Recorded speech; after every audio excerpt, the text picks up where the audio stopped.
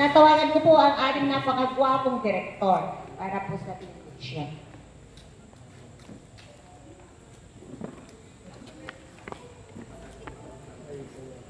Baka may message ka pa.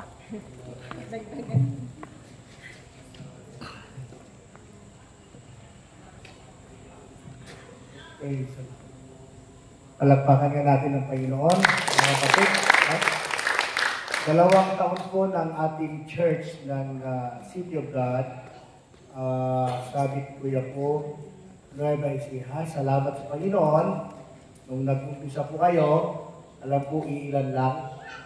And we thank the Lord sa mga pastors, leaders na nagpatuloy. Alam po maraming problema, no? Salamat Pastor Regine, our provincial director in Davao del Norte. Ilang church po yung hawak niya. And we thank God. At alam niyo po, tama yung mensahe. No? Pero yung mensahe ngayon dito, hindi na po mensahe bukas. Iba naman po. Yung mensahe po doon sa sabit, sa Santa Ignacia, iba na rin po yung mensahe sa Balingkanaway. Kaya, congratulations. Amen. Members and pastors, headed by our bishop, our North Luzon Director, Bishop Jude. Alam niyo po, nag-umpisa ang City of God. At doon po sa Panabo City, Davao del Norte. At alam niyo po na yung buhay po natin, may mga history po sa paglilingkod sa Panginoon Diyos. Maraming mga dahilan, maraming mga pagsubok, no? Maraming pinagdadaanan na mga anak ng Diyos. Alam ko, alam niyo yan. At alam ko rin, marami kayong pinagdadaanan. No po? May maganda, mayroong hindi maganda. Kaya nga, itong mga direktor natin, nung ito, 3 sila, ngayon nabawasan ng isa. Hindi nagpatuloy. Bakit? Dahil may mga, tayong lahat ay may kanya-kanya po tayong gawain. We have different function in the ministry. Pantay-pantay po tayo dahil we belong to the family of God, but we have different ministry in the church. God called us in the ministry. Amen. Amen. Tinawag ka ng Diyos sa ministeryo. Hindi si Bishop Jod, hindi si Bishop Kubangbang ang tumawag sa inyo. Hindi ako ang tumawag sa inyo. But God called you in the ministry. Amen. Kaya nga nagkaroon nga po ng church ng City of God, sabi ko po. Amen. Amen. Amen. Amen. We thank the Lord. We have a worship team. Palakpakan nga natin yung mga worship team natin. Sana yung mga worship team natin. Hindi o kayong tumayo. Yung mga worship team natin. Dito nga kayo sa aking harapan.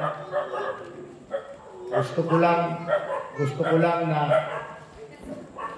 Diyan na kayo. Harap kayo dito sa akin. Ayan. Alam niyo sa ministeryo, worship team, you are our partner. Bilang pastor in the church, ang pastor at ang worship team ay partner ng church. It's a big ministry. Pag nagluya, alam mo yung nagluya? Pag humina ang ministry ng worship team, babagsak ang church. Bakit? Dahil gusto ni Lord, we are all worshipers and you are the leaders. Sinong tinatamaan ng kaaway? Mga worship team. Pag nagkawatak ang worship team, pilay ang church. Balik tayo sa binudo. Palakpak. Walang instrument. Alam ko mahirap everyday magpa-practice. Tama? Maraming pagsubok na pinagdadaanan. Maraming discouragement na pinagdadaanan. Tama? Even in your work. Mga trabaho niyo. Marami kayong dahilan na hindi kayo pwedeng mag-practice. trabaho, pamilya, mga anak. But remember this, God called you in the ministry. We have different function in the ministry. Napakahalaga kayo. Napakahalaga kayo sa ministry. Pag walang worship team sa church, patay ang worship. Kaya napakahalaga kayo. Kaya sinasabi ko, yung worship team ko sa church, alam niyo po, galing sila ng trabaho. They are all professionals. Pero alam niyo, hindi ko narinig minsan na sinabi na late ako dahil yung trabaho, absent ako dahil yung trabaho. Pero alam niyo, wala akong narinig sa kanila. Ginampanan nila.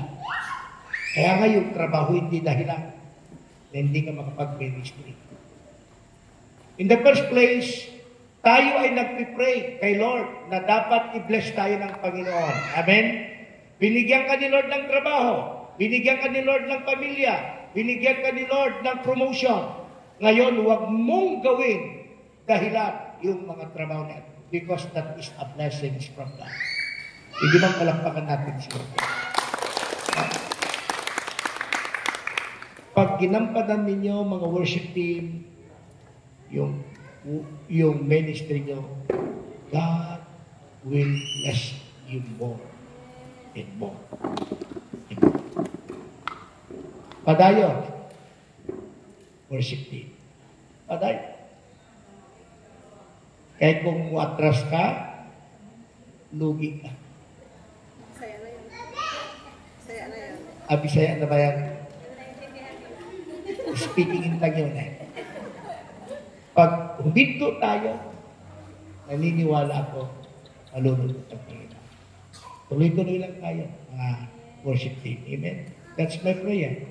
You know, I'm very proud as City of God Director, National Director, and founder of this organization na nung first national conference natin held at Dinis Ichin, Panabo City. We have, our attendance is 700. Our registered is 400. Pag Sunday, dumating mga 700. Alam niyo po, hindi rin basta-basta worship team ng City of God. Even here in Sabit Kuya. Kaya congratulations, pinili kayo nila. You are blessed. Huwag niyong sabihin na, taga-kanta lang ako, taga-support, taga-gitara lang ako. Huwag niyong sabihin niya. Napakahalaga ang mga role niya. Amen. I release blessings to the Amen. Padayon, tuloy-tuloy na. Walang atrasan hanggang kamatayan. God bless you. To the pastors, pastoral staff, council, leaders, mga presidente, tuloy-tuloy lang tayo. Alam niyo ang inatake ng kaaway, mga leaders. Pag inatake ang leaders ng kaaway, pag natalo tayo, lahat manghihina. Tama? Kaya mga pastors, go forward. Don't give up. Meron man tayong pinagdadaanan, iniwang ka man ng pamilya mo, iniwang ka ng asawa mo, but don't give up. Tuloy lang. Amen. Tuloy lang. Amen. Amen. Iba't ibang klase yung pinagdadaanan natin. Iba't ibang klase. Yung pinagdadaanan natin. And we thank the Lord. Salamat sa ating guest speaker. Alam niyo po itong guest speaker natin. Asawa ng kapatid ko. She is the pastor, head pastor ng Tinamayan Church. Nung una, actually nung nasa Church of God pa kami. Kaya nga,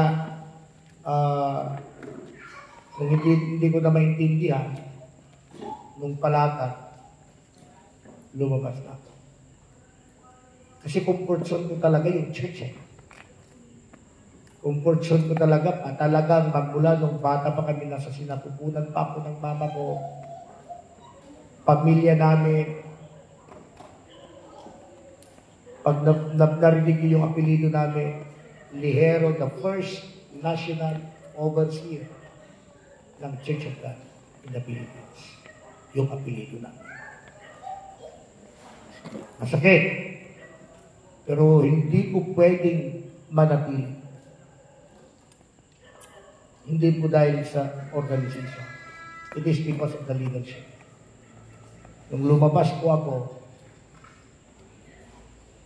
grabe yung pagsubok. Sabi ko nga sa akin, si Pastor Angelin, kasi ayaw niyang umalis ito. Sabi ko, dyan lang kayo. Pero dumating ang panahon, ito sabi ko sa aking pamilya, laban namin ito. Tumuloy kami. Nagpadayo in the ministry. See that? Nagpadayo. Padayon din ang Church of God. Pinailan ako ng kaso for civil case para paalisin sa church. Pero alam niyo po, 100% my members na napili kami. Sabi, hindi yung pwedeng alisin yung pastor namin. Kaya yung membro ko, 100% sumuporta sa amin. Until now, nagpadayo. Nagpatuloy kami. Kaya alam niyo po, yung City of God, we have now 20 churches in the Philippines. 1 in Canada, so bali 21. Patuloy pa rin yung pioneering churches natin. Sabi ko nga sa ating director, Pastor Bishop Kubangbang and Bishop Yon, tuloy lang tayo dyan. Hindi mahalaga kung mayroon tayong simbahan. Ang mahalaga, may mga tao. Amen. Tama? Sorry. Kasi yung simbahan, maganda man yung simbahan kung walang laman. Yes, Lord. Sayang. Ang pinakamaganda, may tao. Amen. Marami namang lugar. Salamat sa mga nagpapagamit ng kanilang mga tahanan para magsimba kayo doon. Alam niyo po, malaking pagpapala po yan. Salamat din sa ating barangay kapitan. Pangalawa na po ito. Dumating po kami dito at nag-celebrate ng anniversary. Nandito tayo sa G ng barangay.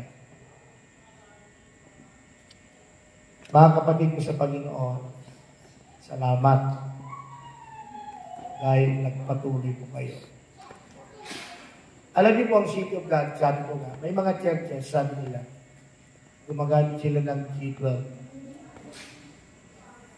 Ng G12. Pero tayo, G1 lang tayo. Sa isang taon, isang kaluluwa lang. Hindi mahirap yan, tama? Hindi mahirap yan.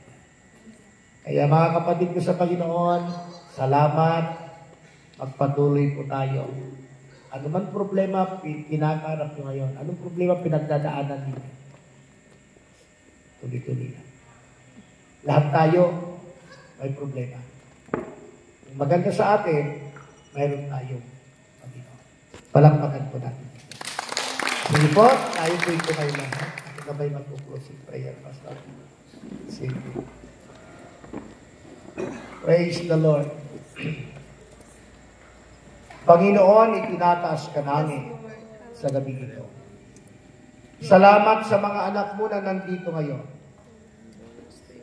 Salamat, Panginoong Diyos, sa mga tao, Panginoon, na pinili mo sa lugar na to. Patuloy niyo pong gagamitin ang kanilang buhay bilang isang daluyan ng pagpapala, Panginoong Jesus. Ang lahat ng mga membro ng City of God, sabi ko yan po, we pray for your blessing upon them right now.